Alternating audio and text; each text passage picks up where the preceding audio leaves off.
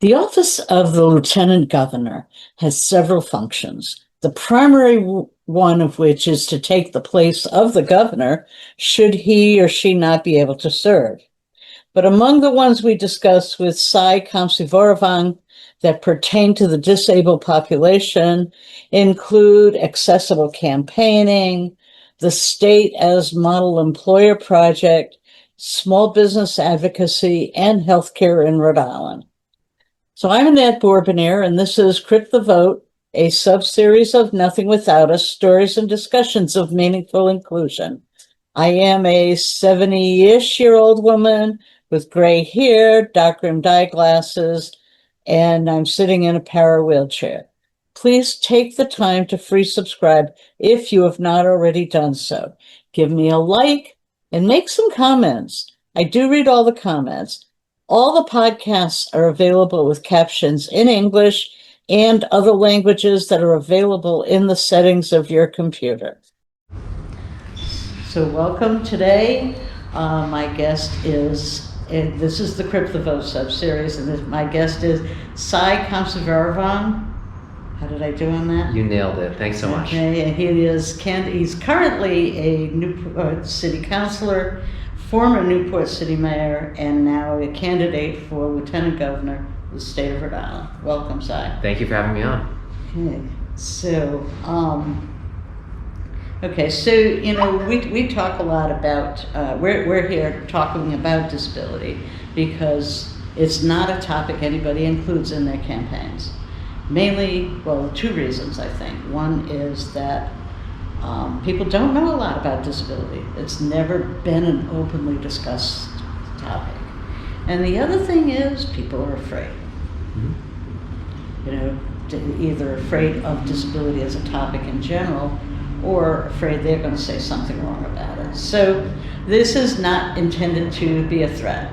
Okay.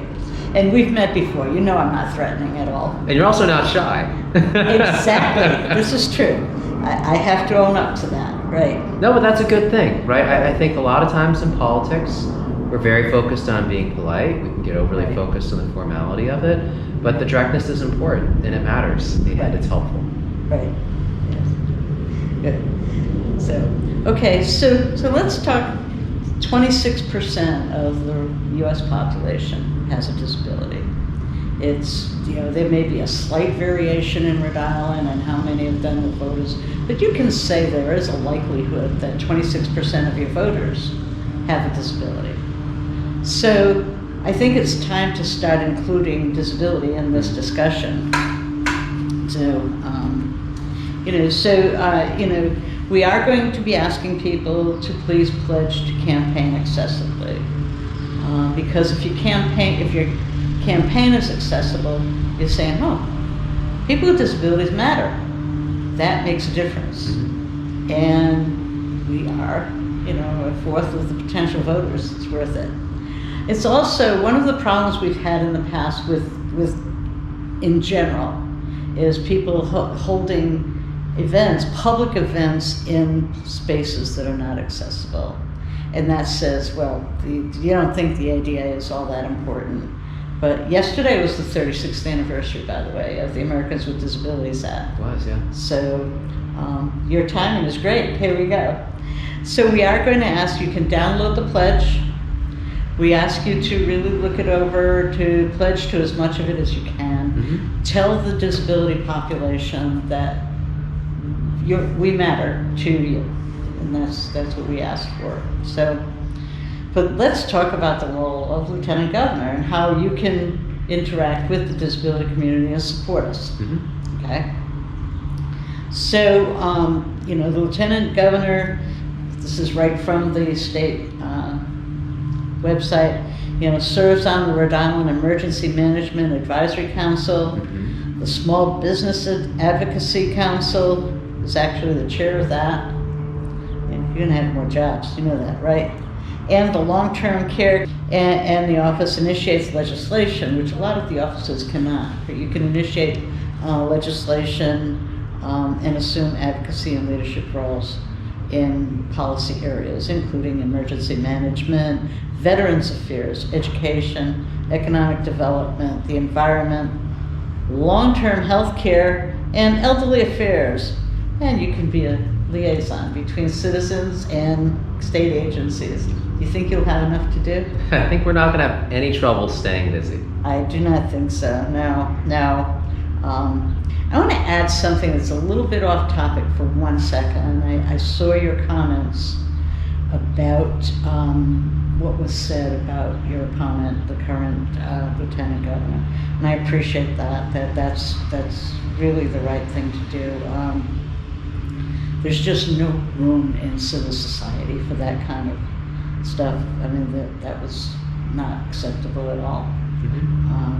So thank you for doing that. Well, thank you for recognizing it. Look, the world of American politics is a rough and tumble place, and it can be tough out there. Yeah. Tough enough as it is staying focused on the actual issues that we want to talk about, on people's records. Right. There should be no space for discrimination in that debate. And when we see that bigotry come out, we should call it out. That's part of who we are as Newporters, right? You look back historically at the exchange that the Jews from Torah Synagogue had in the congregation there with George Washington, where he wrote back that as a country we should give bigotry no sanction. I take those words to heart as a Rhode Islander, as a Newporter, and it's a big part of what guides me. And when I saw that happen to the incumbent, I said, as somebody who has been on the receiving end of an awful lot of comments like that in my short time in public office, it's important for us to call that out. Right. Well, I agree. Thank you. And I'm sorry for those that you've had. I think that somehow or other we've all been targets there. Exactly. I'm sure you have taken on some really tough fights, and a lot of the improvements that we see around our city and our city hall are thanks to those fights that you've taken on, and I'm sure that involved some people saying some not so thoughtful things, and you pushed through it and made a permanent difference. We intend to do the same thing. Well, we tried. So now back to your role. Okay. So one of the things that we want to talk about, and people with disabilities have talked about this, your role in economic development and chair of the small business advocacy. I saw you are on the workforce board too, which is important. So are you familiar with the state as model employer model, the project? Tell me more about that. Okay, so the state is a very large employer. And we have a lot of people with disabilities who also look for employment. Some very, very qualified. So I mean, we're talking about people who can wash the floors to people in leadership roles.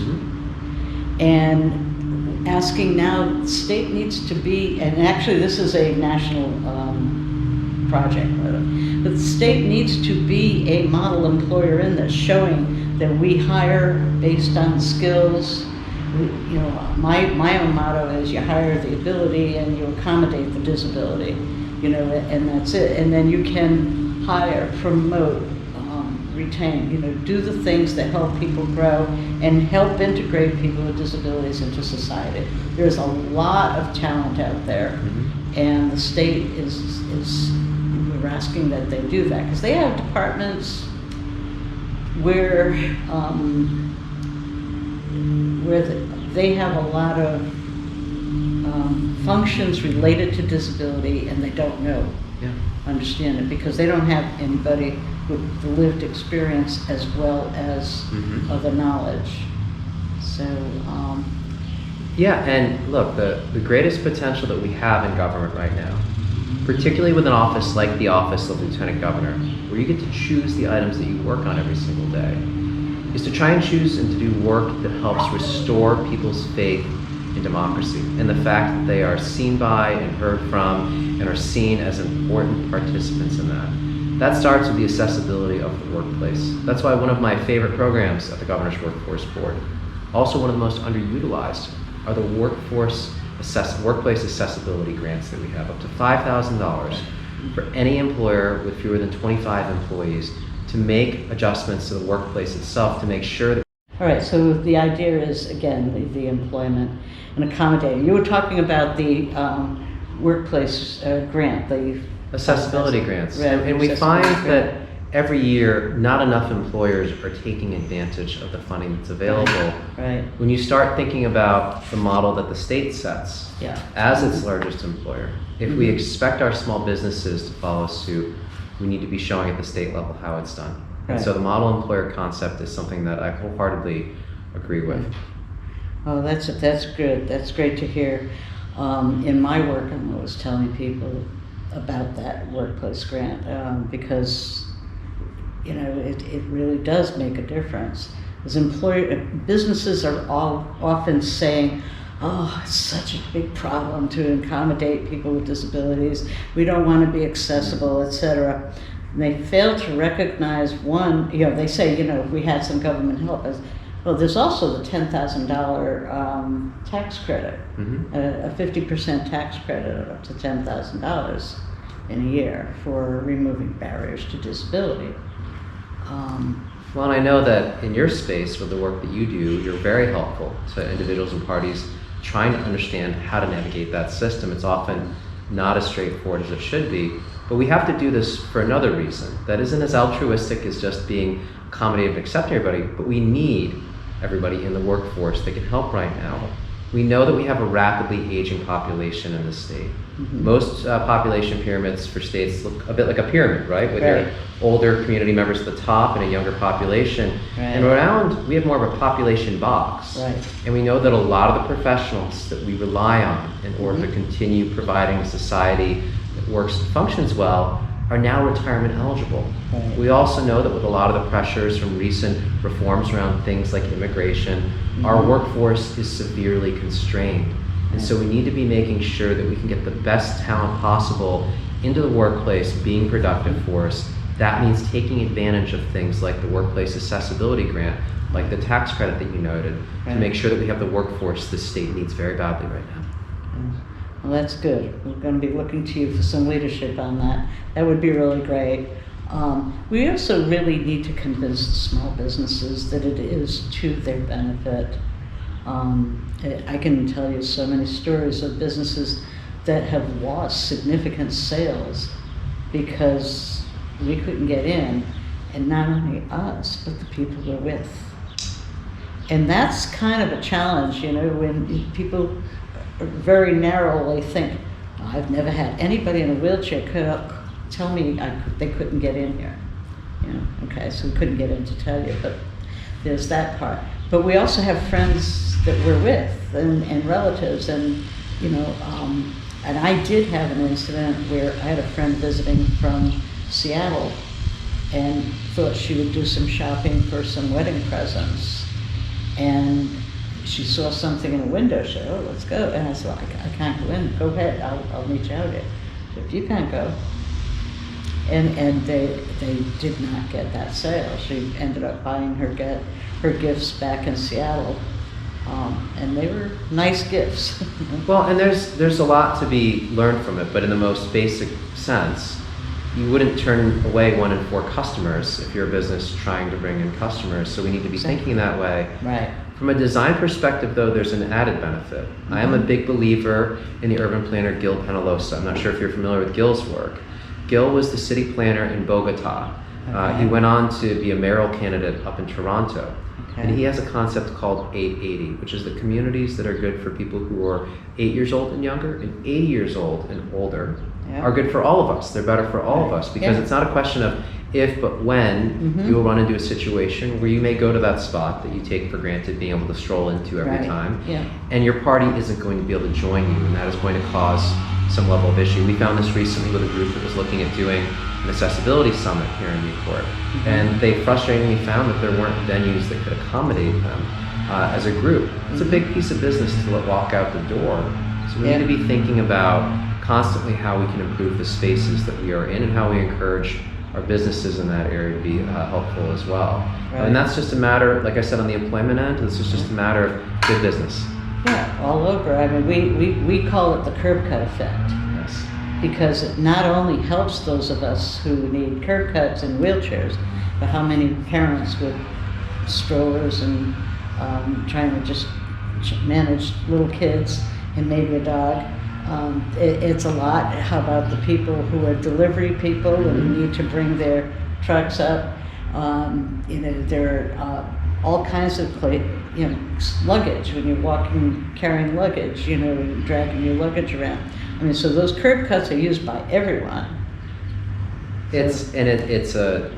And oftentimes it is the intermediate step between good infrastructure improvements when we make them, right, and the ones that haven't been made yet that leave that gap. So it is fine and well to build that new sidewalk or roadway that has accessibility access. But when there are missing links in between, we need to realize that you haven't solved the problem yet. We need to move with urgency on that. As mayor, right, one of my proudest accomplishments was the passage of a transportation master plan that takes into account complete streets that are good for everybody traveling in many different modes of transit.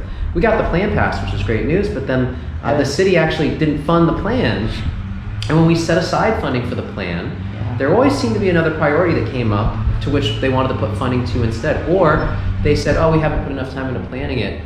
In our 2 budget cycles ago, we put our foot down as a city council and said, we will not pass this budget until you actually start funding these improvements to improve accessibility for all of us in the city. Very proud to say that just last month, we announced officially federal funding that our congressional delegation, Senators Whitehouse and Reid, Congressman Amo did to secure a historic amount of funding to start improving many of the sidewalks and roadways that we have along Narragansett Avenue and that stretch there. A small step forward, but the type of work we need to be doing with urgency to improve the accessibility of our communities across this entire state. Right. And improved accessibility will also lead to improved safety. It's better for safety, it's better for quality of life, it's better for business, it's better for the employees that we can get. Right. It just makes economic sense. It does. Hey, now you're singing my song, because I am an economist, by the way. Yes. Well, that's important, and that whole that addresses that part. So you will be doing some, small business advocacy, and this will also include hiring, because when you start thinking about just hiring people that can do the job, and then just worrying then about accommodating the disabilities, which accommodations are really a very small cost most of the time. Right. You're deepening the talent pool. And we're permanently building infrastructure that can help future generations and other people.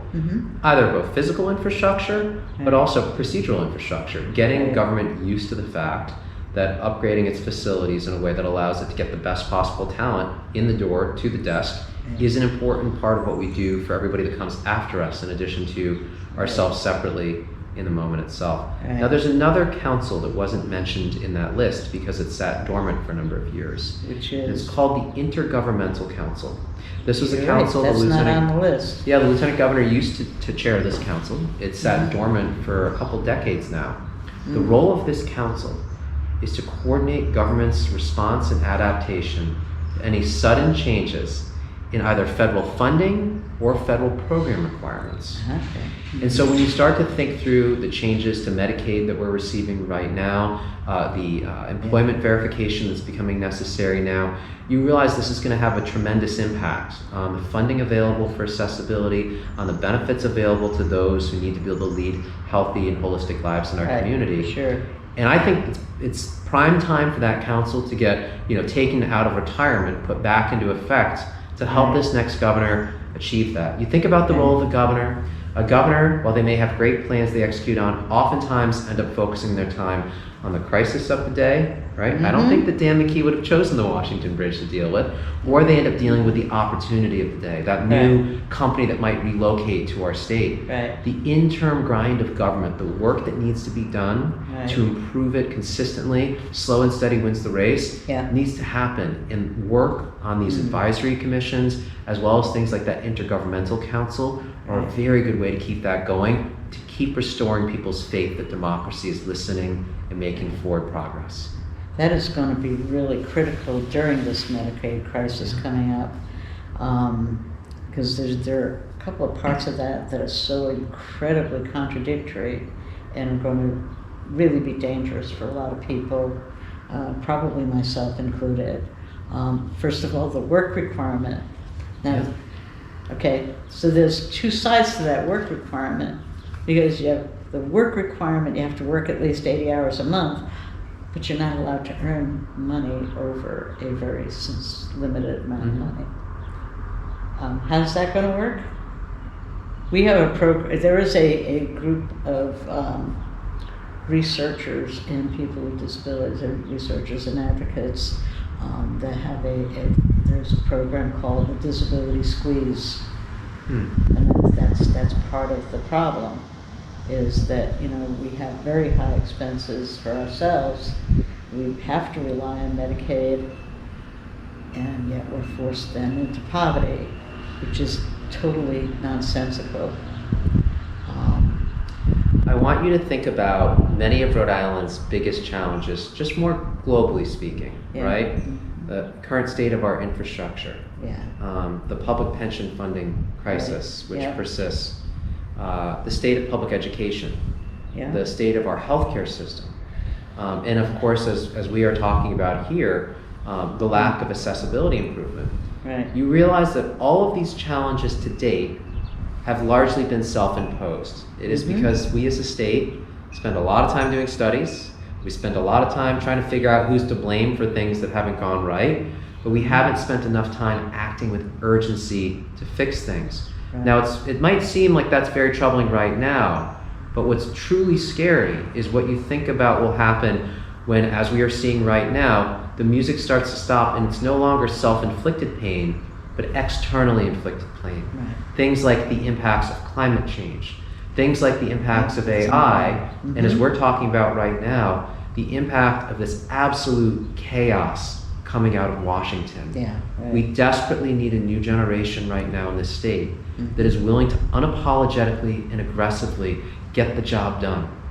To not only say, look, we all got to stop fighting with each other, but focus on moving forward. But who's also willing to get out there and find solutions, because unfortunately, the cavalry isn't riding in from Washington to save us. No. We are on our own now, and it's going to be very tough, and we have to be working together urgently to get that job done. One of the pieces of advice I've been giving people when it comes to voting this time, first of all, get out and vote. Register. In Rhode Island, we can vote in person, we can vote by mail, and we can vote electronically. We have it, we've got to do it. And then who to vote for? We want integrity. My God, we really need integrity at this point in time. We can't afford no more criminals. And we need people who are bold. And those are the things that I'm outwardly saying. These are things that we really need now. You mentioned healthcare. We have, I think Obama really tried to do something incrementally because, he had no other options at the time. He had too much pressure down. But we have to say, we're the only country, the only so-called civilized country, and I'm afraid we're not going to qualify for that anymore, but that we don't have universal health care. How can that be? And then we've got these giant corporations taking over the healthcare system and really killing us. Look, I ended up in this race because of the issue of healthcare. My platform is more globally focused on workforce and jobs, particularly those jobs we know we need filled to work well as a society. But I ended up in this race because my wife lost her primary care physician. And in the midst of it almost taking a year for her to find a new doctor, that's as the former First Lady of Newport and the daughter-in-law of a beloved pediatrician. She also lost the one remaining doctor she had, gynecologist at Newport Hospital. And it turned out that the reason she lost that doctor was because the healthcare network and the CEOs were looking at closing that birthing center. I led the fight to organize and push back on ensuring that the healthcare system put people over profits, and we won. But what it uncovered is the fact that in the primary care space, we have a severe shortage of doctors. We are 300 primary care physicians short. Nearly 1 in 4 of the remaining are set to retire in the next 5 years. And so we've got to get serious about recruiting in the professionals we need in that space to make sure everybody has access. Only 5% of your healthcare premium goes towards primary care. But primary care accounts for over 40% of the paperwork getting put through the system. So we're spending a minority of the time on the actual service that most of us think of when we think of the doctors that know us, that care about us. but almost a huge portion of the paperwork is coming through. So your doctor is spending 40% of their time not taking care of you as a patient, but of doing paperwork. And they're getting paid less than they get paid in Connecticut and Massachusetts to do that. We need to change that. That is why one of my 3 platform points are fixing the primary care system in the state. Right. And recruiting more is not going to be the only thing that solves it. We have to make their lives better in the sense of, we cannot be enforcing these, because the hospitals, the giant corporations now that own our hospitals and own almost all our healthcare have rules about how much time people can spend with their patients, no matter, what the illness. And then I don't know if you've ever looked at at the billing statements that come out, where we don't see physicians anymore, we don't see providers, they are resources. Mm-hmm. So, and we're customers, and these are transactions. And we have depersonalized the most personal parts of our lives. Doctors, like my mother, got involved in the practice of medicine because they want to take care of people. They want to make sure our communities are healthier and more productive. Yeah. There was a period over the winter, we had quite a bit of snow. And did you notice that? I overdid it a little bit on shoveling, right? And I found myself in PT. Which was, if you've never been through PT before, you're lucky, but when you do, it is life-changing. I'm so thankful for the professionals that took care of me. But in the same month I was going to PT, I also went to my primary care physician. So both visits were billed on the same little statement that I got from my health insurance. And what I noticed is that the practitioner in the PT practice, who was very effective, not a doctor though, right? Was getting paid the same amount of money as my primary care physician for an equivalent length visit. Yeah. That tells you right there that the system isn't looking at us as patients, trying to make sure we get the most effective care we need. We are, billing codes in the system. We have to change that if we want the system to put people over profits. Right. Yeah. So integrity and bold. Let's aim for that. So, do you have anything else you want to add about people with disabilities on this? Because if you get elected, you're going to be here a few more times, I guarantee it. Look, Newport's home, and so I'm always delighted to be able to come here and sit with you in my hometown to have that conversation. And these conversations aren't easy.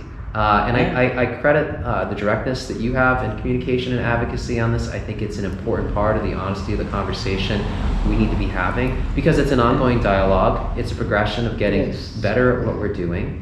And I think it's very important right now that people make sure their voices are clearly held, that we advocate and we work together where we can. And when we can't, we figure out the work that needs to be done to get there. But that is work I'm focused on, because I don't look at any pocket of our community is distinctly different. It is part of the community that I represent, that I care about, that I fight for. And so in fighting for members of our disability community, you are more writ large, part of the overall community I have responsibility for, 1 in 4 voters that I care about, because we need you in order to be successful with all the things government has ahead of it. That's true, and we're getting louder and stronger. And so and as our population ages, it's going to be larger. It's going to be larger. It's definitely going to be larger. Some of my recent work has been having people with disabilities, since we're the largest minority in the country, taking some leadership roles in trying to create change, trying to lead the way to change. Whoops, my chair. And it is time that we do this. We need to remove barriers. We need to, make life work for everybody. Indeed. Thank you so much for your time. Thank you for having me on. I'm looking forward to coming back. Okay. All right. I wish you the best. Take care. You. Thanks. All right. Bye-bye. This year is the year for the midterm elections. For Rhode Island, that means it's the year of all of our state legislators, senators, the major office holders of governor, lieutenant governor, treasurer, secretary of state, and attorney general are elected as well. If we want change, we need to inform all of them that they work for us. They are our employees. We need to tell them who we are and what we need to make life fair for us. We need elected officials who will listen to us, and we need to tell them that what will work for us will also benefit the state. So provide them with a job description. So let's make sure everyone who is running in the midterm and state elections knows something about disability, about the problems we face, about policies that need to be either reinforced or changed. In the spirit of the late Alice Wong and her associates, Greg Barrington and Andrew Porang, let's keep CriptheVote alive. Use that hashtag on social media to make our voices heard. I am running this CriptheVote sub-series on this podcast for everyone running in Rhode Island to come and talk about disability issues and policies. This includes those running for election or re-election for Congress, Senate, governor, legislature, and local races. During the 2024 election, I had a pretty decent response to requesting participation from office holders and candidates, and I was really pretty new then.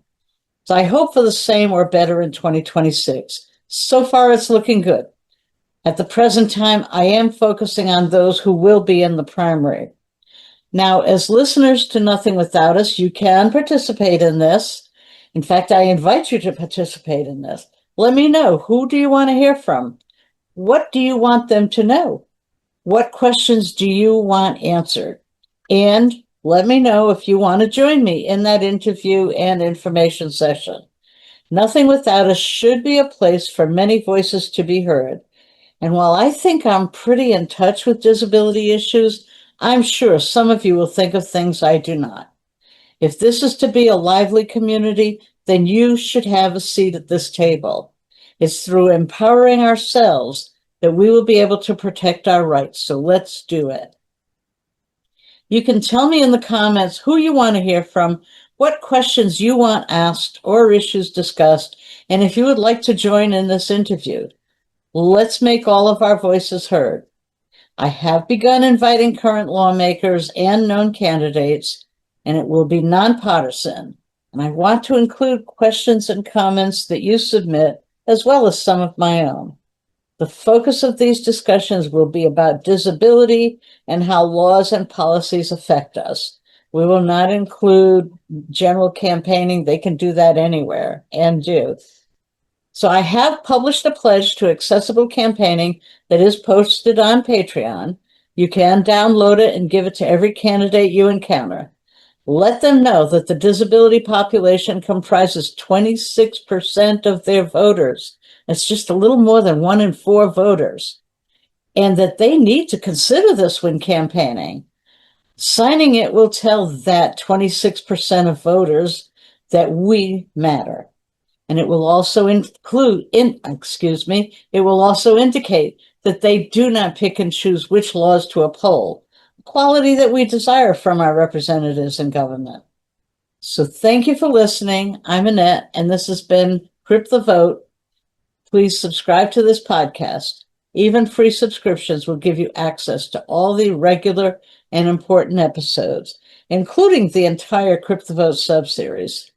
Share this podcast and make comments. I do read them all. While basic subscriptions are free, there are benefits to paid memberships, including early access to some postings, special postings only available to paid members, and a monthly live episode to those on the activist tier. My goal is to make this a lively community where voices will be heard. I'm doing all the writing and production on my own, and I'm sometimes running into glitches. It's a bit much. I would be able to do more if I could hire some assistance. So please consider becoming a paid member if you are able. We have done 3 live episodes, with the 4th one running into the above-mentioned technology glitches. I will redo that one as soon as possible. This 4th one will be free to all subscribers, but future ones will be available either to those on the activist tier or to people who purchase a ticket. But check out these live episodes for free. Just free subscribe if you haven't already. If you are purchasing memberships, you can now purchase them on an annual basis rather than just on a monthly basis. And you can gift a membership to someone else. So tell your friends. They can find this podcast at patreon.com/nothingwithoutus, on YouTube and Spotify, and you can find me on LinkedIn, Blue Sky, Instagram, Facebook, and Threads. So until the next Nothing Without Us, I'm Annette.